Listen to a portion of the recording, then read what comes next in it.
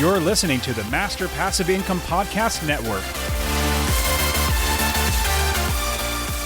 Welcome to the Master Passive Income Show. This is Dustin Heiner, and I'm here to help you create wealth, afford anything you want in life by investing in real estate so you can reach financial freedom. And in today's show, we are going to be talking all about how to get financing or funding for your real estate investing. And I'm going to give you so many options to get financing for your properties that no matter what property you get, as long as it's a good deal, you're going to be able to buy it. All right, let's start the show.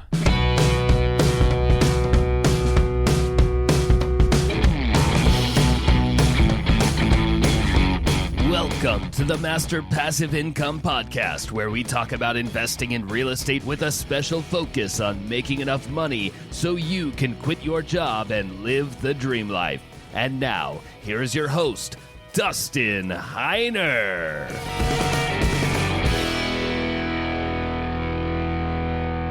What's up? Super blessed as always to have you here with me on the show. Now, I got to tell you, I am super excited that I finally made it to Nashville, Tennessee. Actually, Murfreesboro is where we're now living, but I moved my family from Phoenix all the way to Tennessee in Murfreesboro. And it's so fantastic. Like, this is working out as a real estate investor. And the reason why I share with you this whole process of moving my entire family from Phoenix to Tennessee, or Phoenix, Arizona to Nashville, Tennessee. Murfreesboro is the actual city, but I say Nashville because it's really, really close. But we moved because of wanting grass. We wanted more land. We wanted more investments. And we also thought, let's actually invest while we move. Meaning, we are leaving our house. We own it free and clear. We're really blessed to have that paid off. But that house that we left, we literally have it as a mid-term property. It's furnished. As soon as we left, the next day, we had somebody move in, and it's in there booked for 3 months. So the reason why I tell you this entire process of us moving and driving 1,900 miles across the country, getting 2 big, large containers that we fit all of our stuff in, furnishing our old house so it can be a rental, furnishing this new house that we just moved into as an Airbnb, all these different things. I want you to think like an investor. I moved over to the East Coast because we wanted grass, we wanted green land, buy more land, and maybe get acreage and all that good stuff. With that, I thought, you know what? I don't know if I'm even going to like the East Coast. So thinking like an investor, I don't know if it's East, it's more central, I guess, but on this side of the country, I don't know if I'm going to like it here. But I could just buy a house anywhere and move to it. I mean, I literally don't need to work. I have lots and lots of money coming in from all of my properties, but I thought like an investor. I said, let me buy a house and see if I even like Tennessee, number one. I mean, it gets really humid here, I know that. But if I don't like it, I can move right back. So most people, when they move, they sell their house. Well, I'm going to tell you, never sell any property that you own. I will never sell it. I will literally give all these properties to my kids in generational wealth. And the house that we just left, if I would have sold it, I would have made some money, which is great, but I would no longer have that house. I would no longer have an asset. Now, because what I decided to do was keep the house, the one in Phoenix, and rent it out, not long-term. Long-term would be $2,100 a month. I'm doing it midterm. That's 30, 60, 90 days. Business people, nurses, traveling nurses and things like that, executives, they want a furnished place that they can live, and they'll pay more. So this place is rented for $3,500 a month. Instead of $2,100 a month, it's $3,500 a month. So I'm making so much more money. And then I bought a house in Tennessee that we now moved into. But here's the great thing. Before we moved into it, we owned it for about 6 months, and I rented it as a short-term property. This last month, the month of October, we had it rented for maybe 22 days out of the month. You know what's great? I made $1,200 in profit from this short-term property. So I'm looking at, okay, I left a house in Phoenix making me money. If I want to move back into it, I can. I bought a new house that I know is making me money as a short-term property, but I moved into it, so we blocked out a few months for us to live here. And our goal now, because we know it's a money-making property and we knew we can move into it and live in it, we are now looking for another property to buy that we will move into and leave this one as a short-term property. In fact, in January, before we moved into it, this house now, Somebody booked in January this house for $2,600 for 9 days in January for my short-term property. So what we're going to do, even though we'll be living here, we're leaving most of our stuff in the garage, stored in boxes, and we're literally going to go on vacation for 9 days because it's going to be rented for the 9 days for $2,600. It's going to pay for our vacation.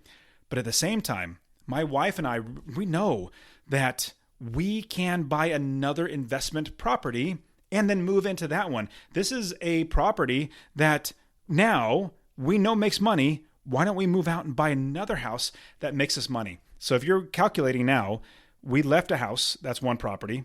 Then we bought another house, that's a second property. Now we're going to buy a third property that's going to be a primary residence that we're going to move into and leave this current one, the short-term property, put it back on Airbnb and make a lot of money every single month because it's just a cash moneymaker. That's the process that I want you to be thinking of when you are doing anything in life. I want you to be thinking like an investor. Now, you might also be thinking, well, Dustin, how do I get money? How do I get financing for these properties? Well, that's what this episode is all about today. There are so many ways. I mean, I've counted at least 15, 16 different ways, and I go through all of them. I'm going to go through all of them with you today. And there are other ones, new ones that have just came out, like the DSCR loan, debt service coverage ratio loan. That's basically your property is a business, and if it generates revenue, it's not the loan based on your income from your job, but on the property. That's another one. There's subject to, where you take over subject to the mortgage. So you make the mortgage payments, you take the property. There's so many great things, and we're going to go through all of them. I'm probably not going to be able to get through all of them because there's so many great ones out there. But my goal is to get you open to understanding that there are creative ways to get financing. This is what we teach all the students at Master Passive Income. We have so many students use creative financing, coupling all these different types of financings, these 15, 16 different ways together to buy the property. So if you get a good property, if you get a good deal, money is not the issue. You might be thinking, well, I don't have money for a down payment. That's not the issue. If you have a good deal, money's going to come. You just need to know what's out there, the different types of options that are out there. Another one, a business loan. I've even bought properties with a business loan. We're going to go through all these. And I got to share with you, we started the newest Real Estate Wealth Builders Club. It's a monthly real estate investor meetup in Phoenix, Arizona. And it's going to be November 19th at 6 p.m. Check the link in the description. It'll send you the page. I want you to register so we know you're coming. But we are going to be having a monthly meetup. We already have one in Charlotte. It's going fantastically well in Charlotte. And now we're doing one in Phoenix in November 19th at 6 p.m. It's going to be near the airport. And just check the link in the description. I'll give you all the details. In January, we're going to start a new one. It's going to be in Denver, Colorado. And here's the reason why. We have so many people at Master Passive Income and Rubicon that want to get together more often that we decided, you know what, let's go ahead and provide that service for them. You guys know that we just want to help you to invest in real estate. In fact, my mission in life now is to help 1 million people to invest in real estate. And if you're one of them, you need to come to Rube Club. If you can't get there because you're not in those cities, I completely get it. You need to come to the Real Estate Wealth Builders Conference. That's going to be in April 10th through the 12th in St. Louis. Trust me, you do not want to miss this. It's not one of those high pressure sales pitch, run to the back of the room. It's only $1 billion, but it's $50,000 or $80,000 today. No, it's none of that. It's literally helping people, all about coaching you. And I'm actually going to be speaking at the very first Phoenix Rube Club where I'm going to be teaching you how I invest in real estate, give you so much more details, answer your questions.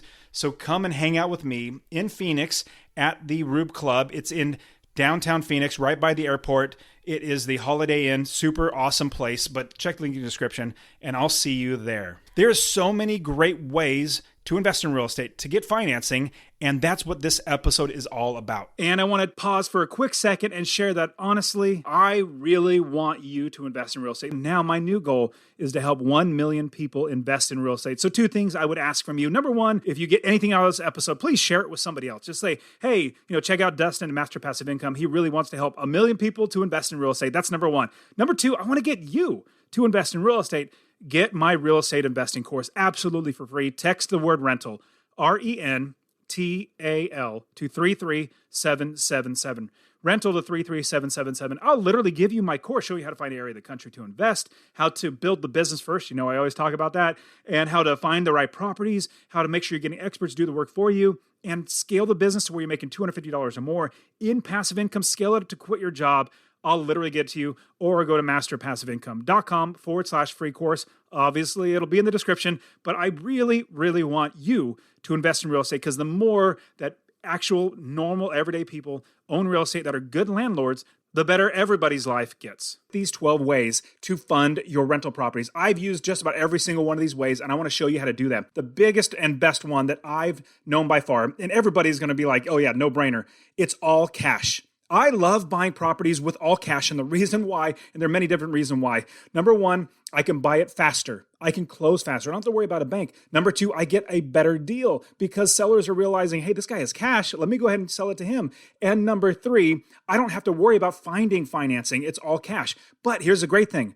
You don't have to have your own personal cash. You can use other people's cash to buy properties and be able to utilize all this together and invest in real estate. So that's the first one, is all cash. Now, it's going to take a little bit of time. You're going to save up your own cash, but you could also get other people and have other people's cash ready to go when you find that great deal. Now, the next great one that everybody knows about is a conventional loan. Now, normally when somebody buys a piece of real estate, what they do is they get a mortgage broker and they get a realtor, and then they put them together and they buy a property. Like if you're going to buy a house for yourself, that's what you do. You get a mortgage broker and a realtor and you put them together and you buy a property. Well, conventional loans are absolutely fantastic. The reason why they're fantastic is they're fixed. The rate is fixed. How much you're paying out of your pocket is fixed. And me, as a buy and hold investor, I need to make sure my expenses are flat. Basically, they're not going to keep growing over time. And so if I get a mortgage, a 30-year mortgage that I'm paying like $800 a month on the mortgage, and all the expenses included, total up to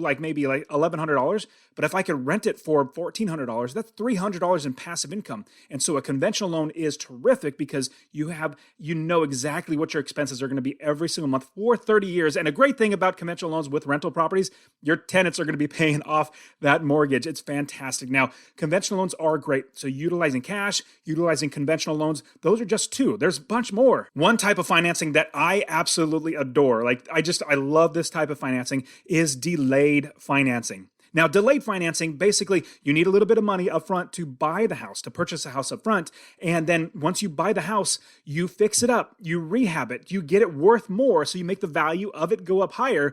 And then the delayed financing is when the bank, after you fix it up, they go in and get an appraisal and the after repair value. So once it's already repaired, they give you the loan on that higher amount. So you can even pull out your money and then some. Let's say you increase the value by rehabbing it or fixing it up by $50,000. You can effectively pull out cash after that property because you're getting it on the higher value. It doesn't matter how much you owe on it. You're getting out that higher value. So delayed financing in a quick way, and I have a whole nother video, all these ways to do financing and funding your rental properties. Check the description below. I have so many videos on how to do each one. This is a good overview so you can see which route you can go. Now, delayed financing is a great way to get all of your rehab costs, everything already in there, and then do a cash out.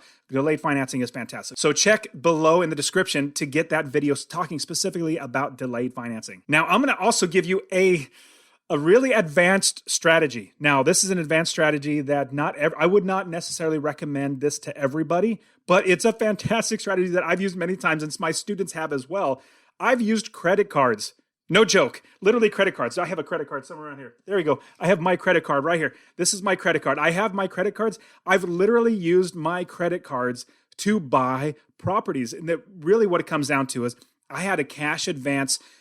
Basically, they wanted me to start a whole brand new credit card, and I get a cash advance for like $15,000, and the interest rate is like 0.01%, or it's like so low, it's almost zero for the life of the balance of that loan. I said, you know what, credit card? Yes, that's a cheap mortgage. I'm definitely going to do that.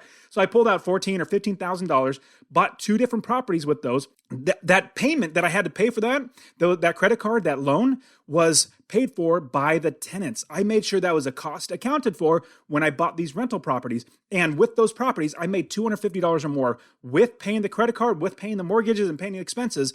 I made $250 or more from each one of those properties. So that's $500 a month in passive income with all the expenses paid for and the credit card paid for. Now, I did pay off that credit card because over the time, it was like I think a 5-year loan that over the time of paying off the minimum, it eventually paid itself off, and I had the property, and I still, didn't have the loan anymore. So credit cards are an advanced strategy. So be careful when you're using that, but that's a great way to get funding. And if you're getting started investing as a beginner, the best way, the absolute best way to get funding is an FHA loan, a Federal Housing Administration loan. That is absolutely the best way to get started. And the reason why a Federal Housing Administration loan is if you're going to live in the house yourself for just a year, you only have to put down 3.5%. Imagine 3.5% out of your pocket as opposed to 20%. A normal conventional loan is 10, 15, or 20% down payment that you have to put down on a property. So if you're buying a $100,000 house, you're going to have to put down $20,000 to buy a $100,000 house. With an FHA loan, it's $3,500. So 3.5% of the purchase price is how much you're going to have to pay. So it's going to be so much dramatically less. Now, one caveat, like I said, is you have to live in the property for 1 year. Now, what's great is if you house hacked, and I have a whole other video on house hacking, check that one in the description below. If you house hacked, you can buy a duplex, live in the duplex, put 3.5% down, have somebody else rent out the second portion, the other part of the duplex. They're paying the mortgage, you're living rent-free. Now, here's a big pro tip for you. You can utilize this FHA loan over and over and over again. What you do is with that first house, that's an FHA loan, hopefully it's a duplex, you refinance.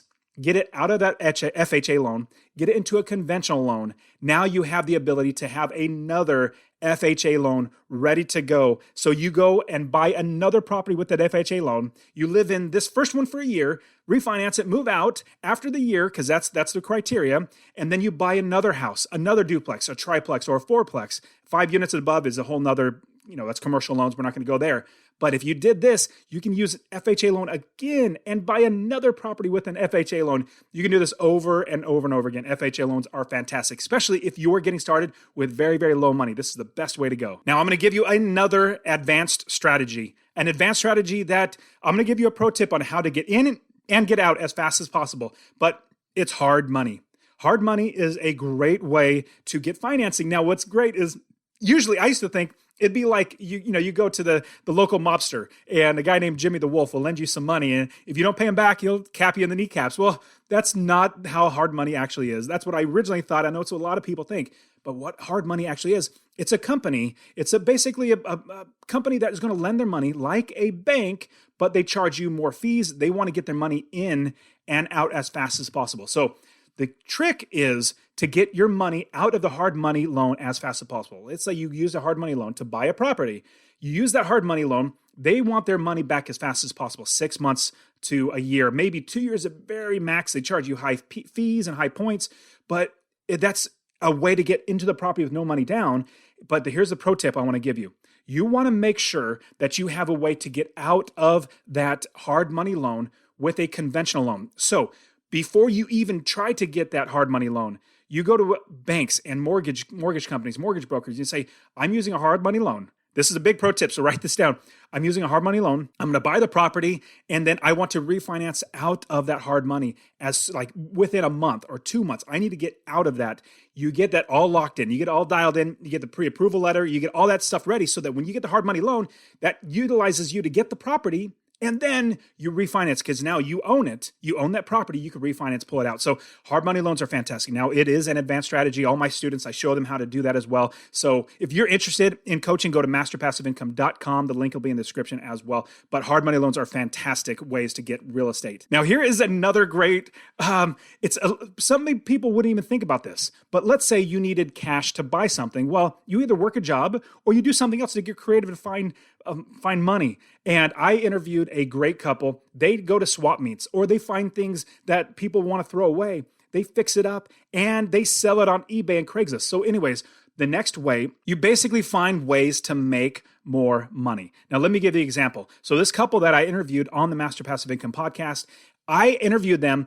And the reason why is because they found a chair.